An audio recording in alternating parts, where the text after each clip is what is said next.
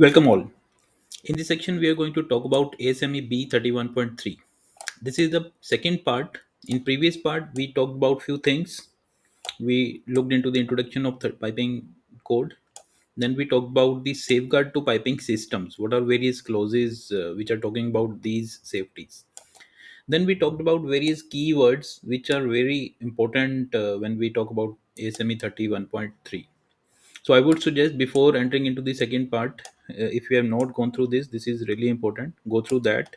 This will become the foundation, and it will be very easy for you to understand the whole code. So now in this section, we are going to talk about inspection testing of requirements which are being covered in 31.3. Along with that, we will look into various things which are there in ASME 31.3, especially related to inspection and testing. Along with that, we'll talk about various destructive and non-destructive testings, right?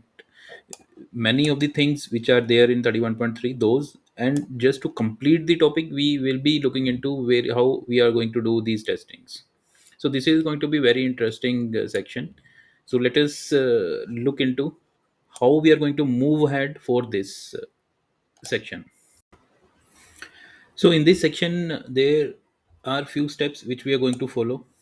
Right, first we'll try to understand the importance of testing, looking at a few things in ASME B31.3 code itself. Then we'll walk through few of the keywords so that we can understand the importance of testing. Then we'll look into various destructive, non-destructive actually methods, how we perform these testings.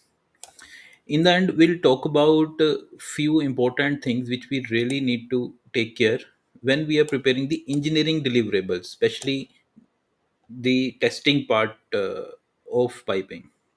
Right, this way we'll know what is covered in ASMEB, then how we implement those things in our engineering deliverables. So let us start with the first part.